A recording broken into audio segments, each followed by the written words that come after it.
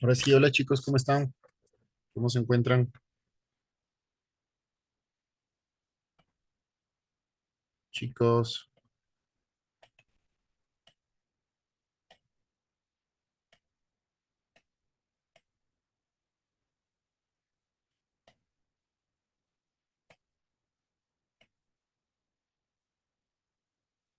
chicos, ¿cómo están? Bien, Hola, Marcos, ¿cómo está? Bueno, y vamos a hacer esta clase, vamos a optimizar el tiempo. Eh, bueno, y les pido mil disculpas, les cuento que estoy en mi oficina. Eh, por cuestiones de tiempo no avancé hasta llegar a mi casa, entonces voy a, voy a permitirme darles esta clase desde acá. Si no me escuchan bien, me avisan, por favor. No sé si está bien el sonido,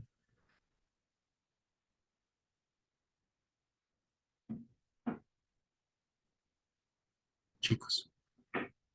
Sí se escucha bien, Arqui. Bueno, entonces, bueno, hemos hecho un recorrido desde de la arquitectura renacentista. Hemos visto el Trecento, el Quattrocento y el Cinquecento, sus características. Hemos visto algunas de sus elementos arquitectónicos que le distinguen. Sobre todo hemos visto sus principales autores. Hemos visto el periodo en el cual se desarrollaban. Y en esta clase vamos a ver la arquitectura manierista. Vamos a ver cuáles son sus autores, cuáles son sus principales obras. Como les digo, esta clase lo que será bastante rápida. Tampoco intento tenerles aquí toda la tarde, más bien les agradezco a todas las personas que pudieron unirse. Y, y bueno, les agradezco realmente. Espero que a las personas que no pudieron unirse, pues ustedes me ayuden compartiéndoles el video o yo mandaré el video en vía WhatsApp. Sí, bueno, entonces la arquitectura manierista. Nosotros las llamamos o determinamos como arquitectura manierista a toda aquella fase de arquitectura europea que se desarrolló más o menos entre 1530 y 1610. Es decir, al final de la arquitectura renacentista. Bueno, aquí ingresa un término, ¿no? Al final de la arquitectura renacentista no es tanto así, porque como les decía, hay muchos autores que le toman a la arquitectura manierista como parte de la arquitectura renacentista. Hay otros autores que no le toman como una parte de la arquitectura renacentista, eh, perdón, que le toman como la parte final de la arquitectura renacentista. En lo personal, yo creo que más bien es una transición entre la arquitectura renacentista y el inicio de la arquitectura barroca. Eh, pero bueno, en fin, como les decía, el sílabus o los PEA, los programas académicos de la universidad, le toman a a la arquitectura manierista como parte de la arquitectura renacentista. No sé si sea lo más adecuado, tampoco lo vamos a discutir, pero ustedes encontrarán en algunos libros que le nombran a la arquitectura renacentista únicamente como el Trecento, el Quattrocento y el Cinquecento, o sea, con los tres periodos. Y en otros libros encontrarán que le toman como cuatro periodos, el Trecento, el Quattrocento, el Cinquecento y la arquitectura manierista. Cabe indicar que la arquitectura renacentista, lo que sí todos los autores coinciden, es que es una transición entre la arquitectura renacentista y la arquitectura barroca, es decir, el siguiente proceso o el siguiente etapa de la arquitectura, que es el barroco. Como les decía, la arquitectura manierista es la fase de la arquitectura europea que se desarrolla entre 1530 y 1610. Al final de la arquitectura renacentista o como parte del final de la arquitectura renacentista. Adicional a esto, posterior a esto, inicia la arquitectura barroca. Como les decía, algunos historiadores consideran al manierismo como la última fase del renacentismo, otros no. Pero lo que sí también, la arquitectura renacentista tiene mucho que ver con el humanismo florentino. ¿Qué quiero decir con esto del humanismo florentino? Es todo lo que se profesaba del antropocentrismo en Florencia. Acuérdense en que anterior al Renacimiento, la arquitectura o la cultura era más bien teocentrista, es decir, centrada en Dios. Inicia el Renacimiento, bueno, no es que se cambia completamente, ¿no? Pero se deja un poco el teocentrismo y se empieza un antropocentrismo. Pero ¿qué es esto del humanismo florentino? El humanismo florentino tenía sus propias características eh, de categorizar o de catalogar el antropocentrismo. Eh, y sobre todo se pensaba mucho o se pensaba más en el ser, más en el humano. No quiero decir con esto que en otros lugares no sucedía lo mismo. Sí sucedía lo mismo, pero a una diferente escala, a un diferente nivel. En Florencia, el humanismo o el antropocentrismo se dio con mucha fuerza. Si nosotros vemos, por ejemplo, las pinturas o los grabados de Da Vinci, bueno, de Miguel Ángel, de algunos artistas florentinos, se hace mucho o se profesa mucho el naturalismo. Se deja al Dios de un lado y se empieza a hacer o se empieza a tomar a la naturaleza como parte de este humanismo, ¿sí? Además, el manierismo toma mucho del clasicismo romano. ¿Qué quiero decir con esto? Es que se toman más formas de lo que ya se tomaba en las etapas denominadas como el 480 y el 580, se tomaba más el clasicismo romano. Recuerden que el clasicismo es sinónimo de edad greco-romana, es de esta época o en la edad antigua donde se tomaba mucho o se aspiraba mucho a, a recobrar esas ideas de la cultura greco-romana, es decir, de la Roma y de la Grecia antigua. ¿Sí? Bueno, pero sin embargo, las primeras dos fases del Renacimiento, o las tres primeras fases del Renacimiento, el 300, el 400 y el 500, son distinguibles o son muy distinguibles temporalmente. Lo que sí no resulta tan distinguible es el manierismo, porque coexiste o existe en el mismo tiempo que el Cinquecento.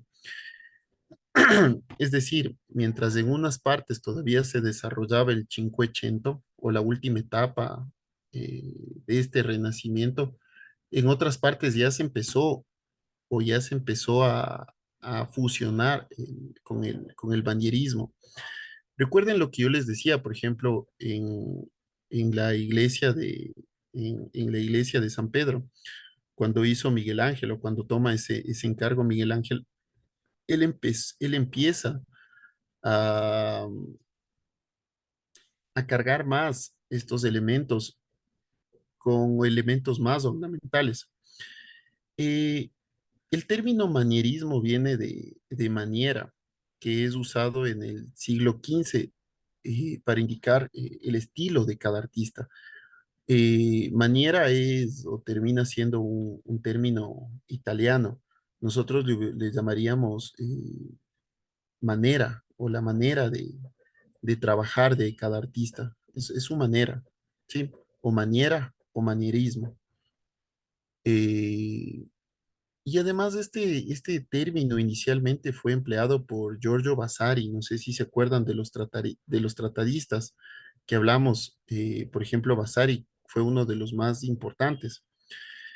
En el siglo posterior a describir esta arquitectura, eh, uno de los cuatro requisitos de las artes, o en o en esa época se determinaba como uno de los requisitos de las artes, es que tenga orden, medida, diseño y maniera o manera.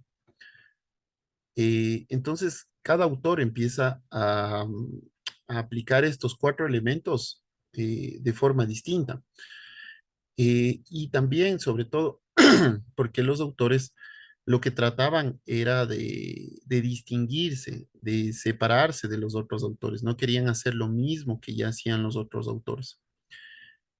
Bueno, con particular referencia debemos nombrar aquí a las obras de Miguel Ángel.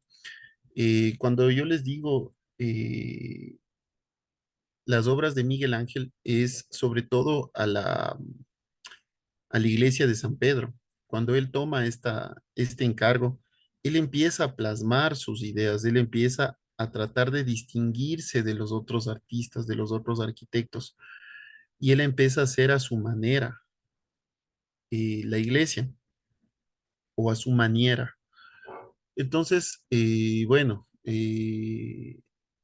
posterior a esto también muchos muchos autores también empiezan, o muchos arquitectos empiezan a usar esta forma de renacimiento eh, y a definir su propio estilo, es decir, no se encajaban en un estilo cuadrado donde utilizaban formas geométricas complicadas, donde sacaban las columnas para formar este atrio, donde se utilizaba la fachada como un recurso. Más bien empiezan a distinguirse de los otros arquitectos, generando estos nuevos o este nuevo estilo, ¿sí?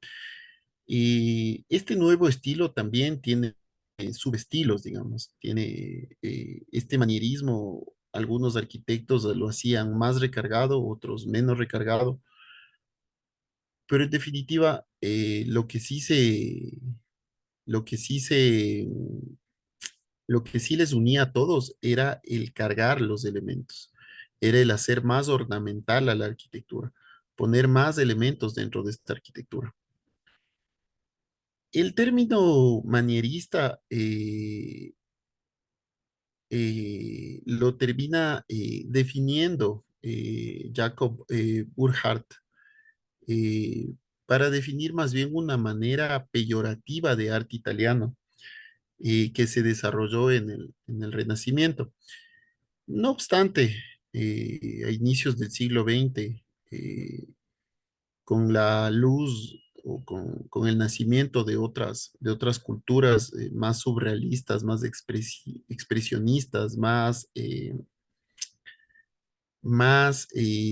fuertes, digamos, que intentaban aplicar más este manierismo en el siglo XX, es decir, más o menos unos 400 años después, eh, más bien se revaloriza esta cultura manierista. Lo que les quiero decir con esto es que inicialmente, al el utilizar esta palabra maniera, era una forma peyorativa de describir este estilo. Pero en el siglo XX se revaloriza esta cultura y se empieza a aplicar o se empieza a utilizar más bien como una forma para definir esta etapa de la historia, ¿no? Como les digo, que no es una etapa muy definida por los tiempos, porque al mismo tiempo se da el siglo, perdón, el Cinquecento y el manierismo a la vez en algunos países, pero sin embargo, dentro de todo, eh, se trata de revalorizar esta cultura, ¿no? Bueno, con esa pequeña introducción, no sé si es que alguno de ustedes tiene alguna pregunta, alguna consulta.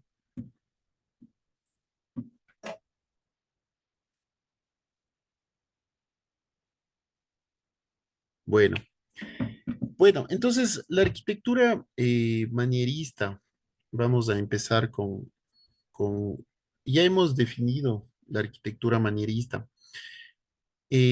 Vamos a hablar sobre todo con eh, cuál es la cronología de la arquitectura manierista. Uy, la cronología de la arquitectura manierista se da en la segunda mitad del siglo XVI, perdón, en la primera mitad del siglo XVI. ¿Cuál fue el centro? Es en Florencia. ¿Cuáles las características?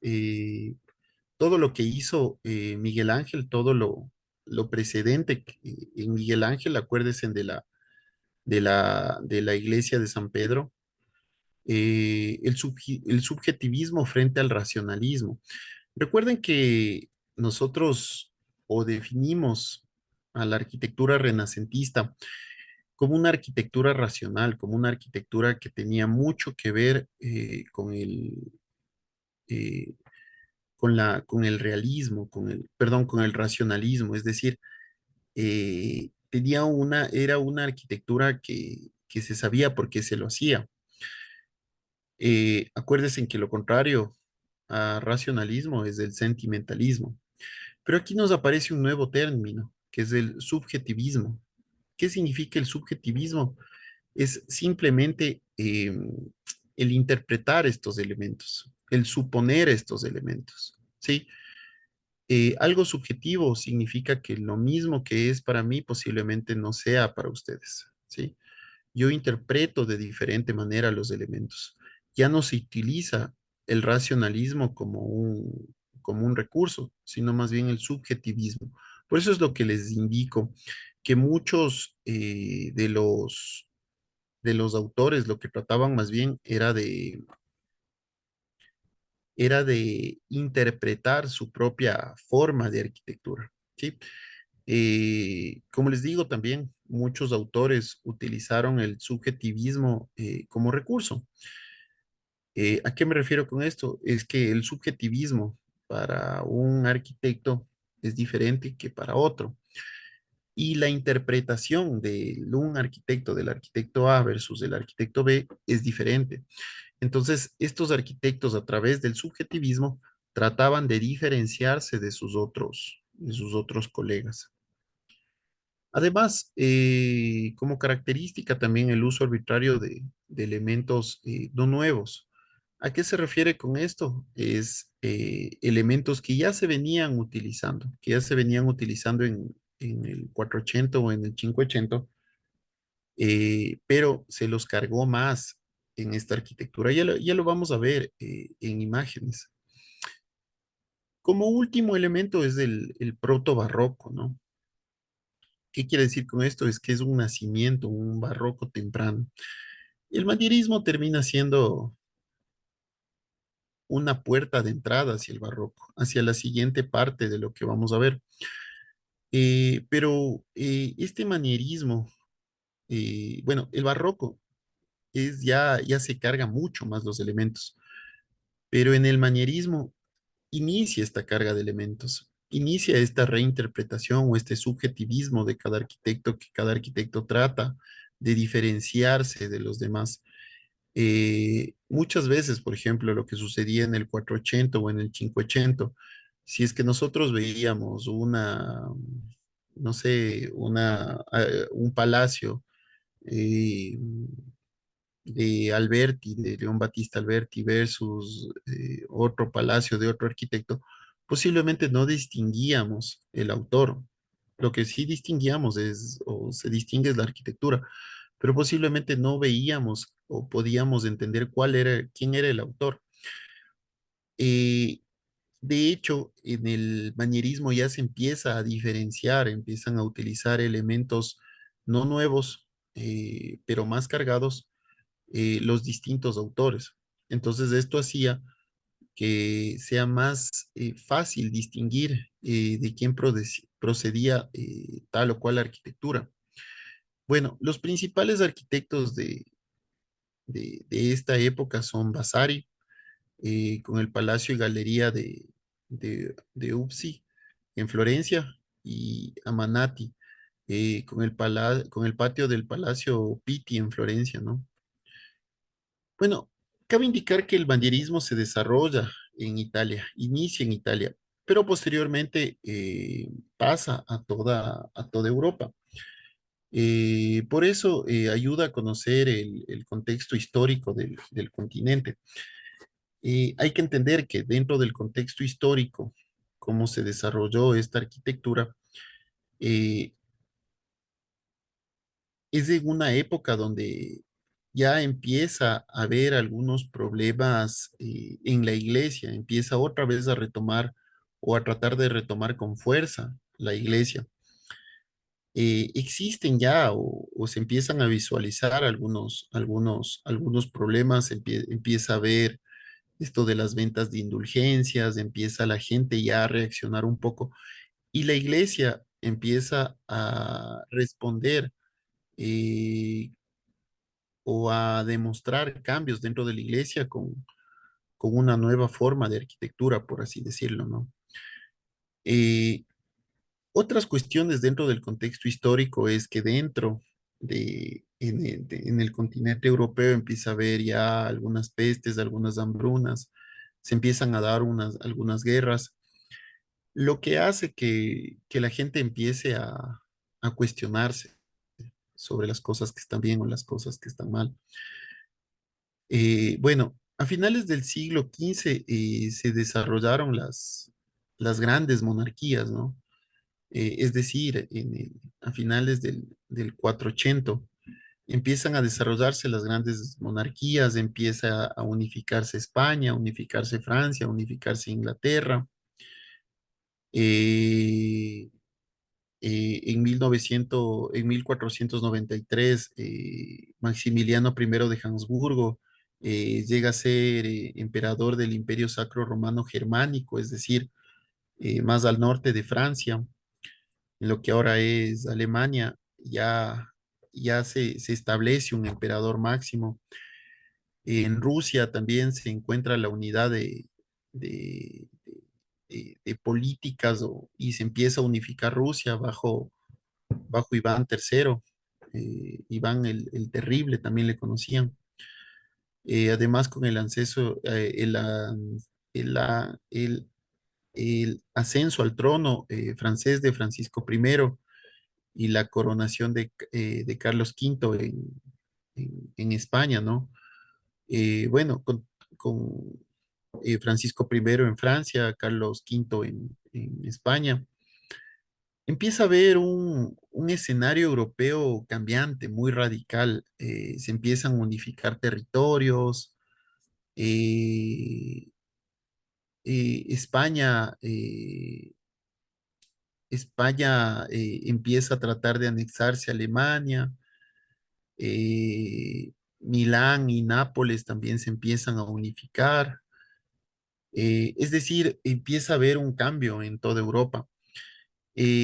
Bueno, en Italia se produjo el,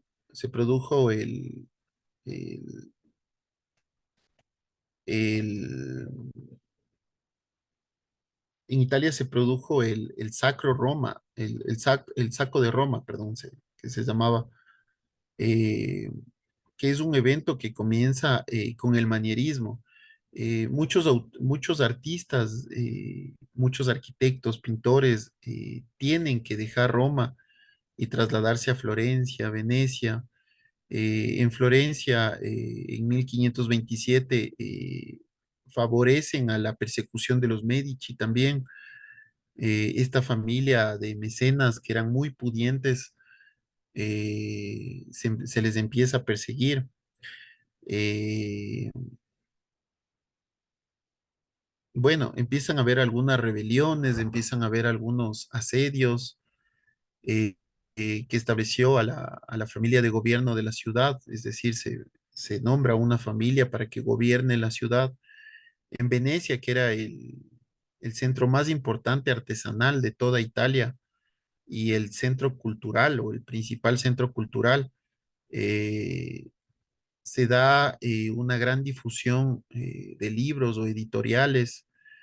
El Papa Paulo III se instauró de nuevo, es decir, le sacan y vuelve a regresar. Y él también establece el tribunal de la Inquisición o de la Santa Inquisición. que procedió a la convocación pocos años posteriores, se generó, bueno, esto de los concilios, empieza un clima de la contrarreforma y esto llega o llevó a a la fundación de la Compañía de Jesús, que ejerció una notable influencia también en en el campo artístico y religioso y que nos llevó al estilo barroco, ¿no?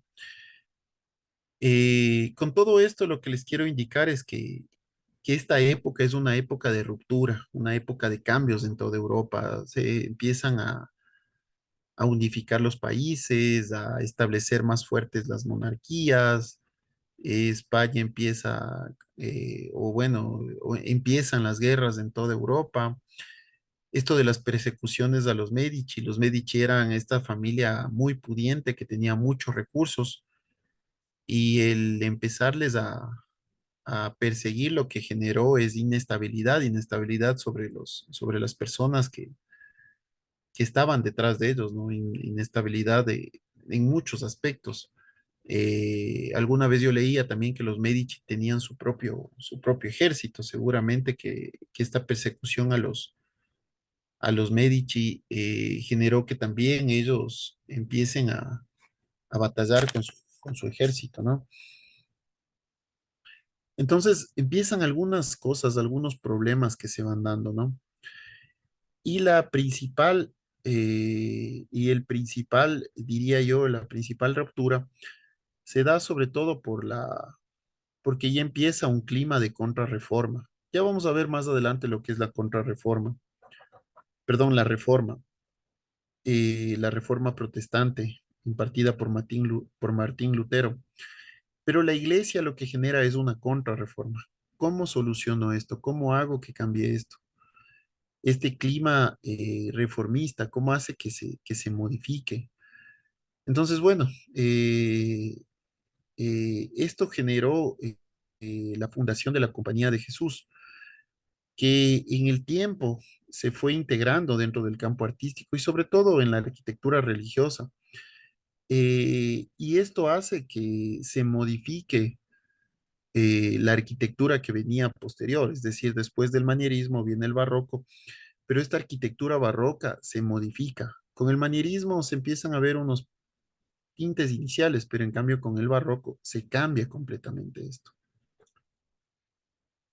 Bueno, aquí vamos a ver, por ejemplo, este es el Palacio y Pasaje de los Uffizi en Florencia, de Giorgio Vasari. No sé si es que aquí vemos, por ejemplo, cómo ya se empieza con la arquitectura manierista, se rompe todo lo que son los esquemas renacentistas, por ejemplo, ya no hay estos frontones de medio de medio punto o triangulares.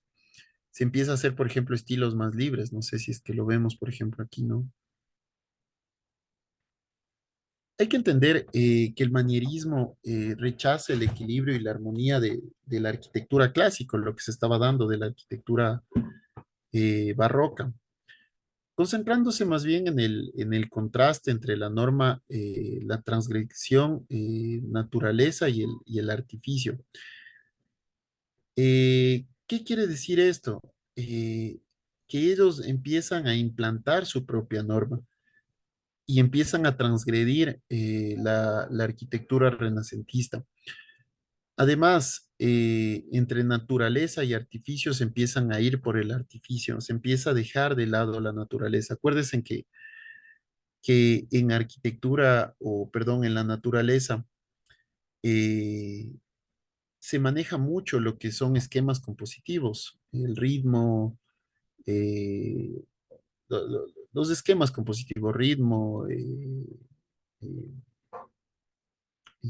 se me fue, ah, simetría, simetría, pero se empiezan a transgredir estos elementos y se empiezan a modificar las normas. Por ejemplo, si nosotros marcamos un eje aquí, se puede distinguir que es completamente distinto el un lado del otro, ¿no? Se puede ver que posiblemente el uso de alturas en el un lado es mayor que en la del otro. Eh, Se puede identificar, por ejemplo, bueno, empieza a haber un elemento o se manejan diferentes elementos de composición. Además que de esta manera se pierde la carga del peso, ¿no? Acuérdense que cuando nosotros hablamos de simetría, marcamos un eje y en el un lado tenemos el mismo peso visual que el otro. Por ejemplo, aquí en el Palacio y Pasaje de los Uffizi en Florencia, este elemento tiene un mayor peso sobre este, ¿no? Es decir, no existe un principio compositivo real. Esto también de los principios compositivos se empieza a modificar eh, y se utiliza, bueno, esto lo habla, se me fue el autor, pero el día sábado los tengo. Eh, Francis Chin empieza, él habla sobre los principios compositivos y cómo el uso, por ejemplo, en esta arquitectura y sobre todo en el pasaje Uffizi de Giorgio Vasari, empieza a cambiar, por ejemplo, o a transgredir estos principios compositivos que eran muy bien tomados en el Renacimiento. Bueno, además, que no es que se irrespeta todo, también se respeta, por ejemplo, existe, por ejemplo, aquí un punto de fuga, nosotros podemos ver. Existe un punto focal, es decir, nosotros podemos ver o tenemos un eje visual sobre todo también. Como ya se lo hacía en la arquitectura renacentista, es decir, no se modifica también algunos elementos, es decir, hay elementos o lo que yo les decía aquí, no es que hay un uso arbitrario de elementos no nuevos, ¿sí? No es que no hay elementos nuevos, o perdón, no es que hay elementos nuevos, sino los elementos que antes ya se utilizaban se utilizan de diferente manera. Bueno, esto sí, posterior en la arquitectura barroca, sí ya hay algunos cambios mucho más radicales, ¿no? Eh, y tampoco es que aquí, por ejemplo, este punto focal no es que termine en la nada. Siempre hay aquí algunas estructuras verticales que asumen dimensiones excesivas y que confieren al conjunto yo diría, un equilibrio, un cierto equilibrio, ¿no? Aunque no exista un peso similar o exista una asimetría, siempre se mantiene este elemento de equilibrio. Bueno, en la arquitectura renacentista, la fábrica de edificios a menudo se genera o se genera a través de su propia conformación interna, ¿no? Y también se empieza a visualizar esto hacia el exterior. Eh, Se mantiene, por ejemplo, o se rescata el uso de cornisas, por ejemplo, el uso de cornisas entre pisos, ¿no? Se rescata esto, acuérdense en que vimos que en el 480 se utilizaba, en el 580 se lo olvidó. Este es el patio del Palacio Pitti en Florencia de Bartolomé Amanati y la fachada del Gesù en Roma de Giacomo della Porta. Eh, Esta fachada es muy recordada a posterior. Se utiliza mucho a posterior este estilo de fachada para iniciar el barroco. Ya lo vamos a ver cuando veamos la arquitectura barroca, pero recuerden o quédense con esta imagen, la fachada de la iglesia del Gesù en Roma, de Giacomo de la Porta. Y ya van a ver, esto es, Giacomo de la Porta aquí lo que trató de hacer es una estructura de retablo o una fachada de retablo, se llama esto. Eh, Sin quererme adelantar, lo que quiere decir esto es que se copió el retablo que tienen las iglesias adentro y se le sacó a la fachada. ¿Sí? Bueno, como les decía, las obras manieristas generalmente se alejan de la tendencia de esconder su propia estructura base. Como nosotros podemos ver aquí, por ejemplo, es muy visual dónde están las columnas, ¿no?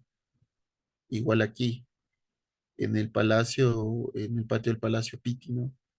En las fachadas. No tratan de esconder esta estructura. Eh, y además que desde un punto de vista deconstructivo, asume particular importancia el fenómeno del grotesco, de estos elementos que van sobresaliendo, ¿no?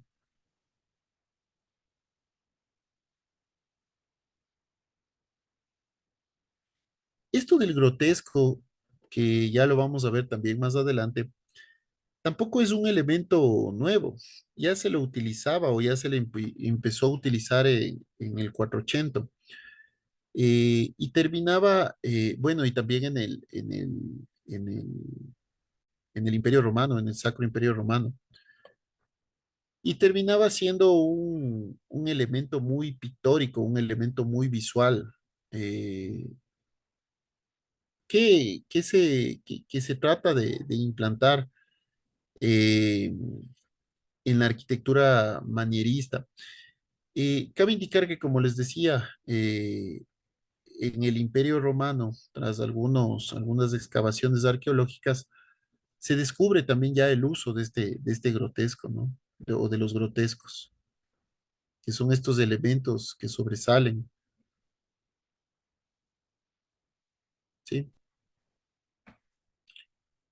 Bueno, chicos, como les decía, lo que traté de hacer con esta clase es que sea más bien rápida. Lo que lo que hice es tratar de más bien simplificar todos los elementos que les podía mostrar. Bueno, una presentación de como de 30 láminas, la traté de compactar mucho. Eh, la idea con esto es que ustedes siempre se vayan con la inquietud, se vayan con la idea de investigar. Les pido de favor más bien que si tienen alguna consulta, alguna inquietud, los micrófonos totalmente abiertos para que me la puedan hacer llegar. Más sin embargo, igual el día sábado vamos a retomar esto, vamos a conversar un poco, vamos a mostrar algunos autores eh, y eso. Espero no haberles aburrido mucho, espero, bueno, les haya gustado esta clase y cualquier inquietud, eh, están los micrófonos abiertos. No sé, ustedes díganme.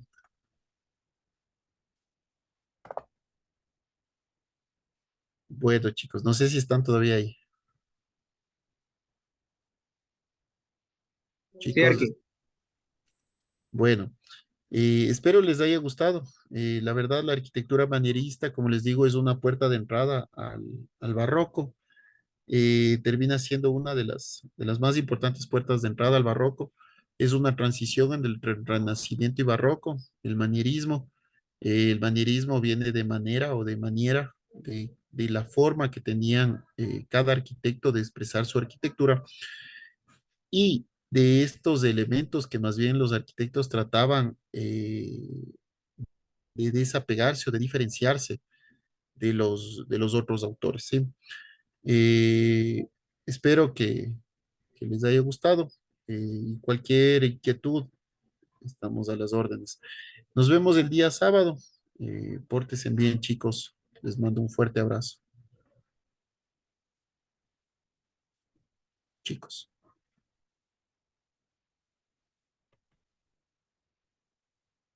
Chicos, si siguen Ya, ahí. Arqui, gracias. Bueno, espérenme un segundito. Lo que les quería decir es que si es que alguno de ustedes o alguno de sus compañeros no pudo venir, Por favor, más bien para que me ayuden, indicándoles lo que hemos visto y sobre todo también compartiendo el video o la grabación. La grabación yo les pasaré por WhatsApp. Como les digo, traté de resumir lo que más pude.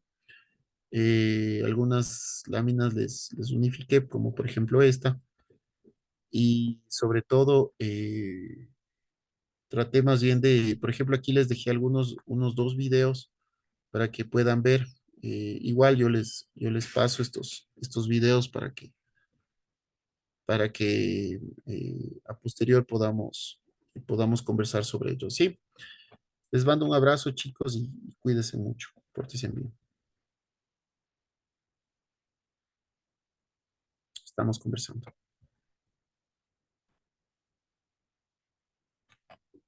Chao, Arqui. Chao, chicos. Chao, Arqui. Nos vemos, chicos. Gracias, Chao, Arqui. Arqui. Gracias. Chao, chicos. Cuídense mucho.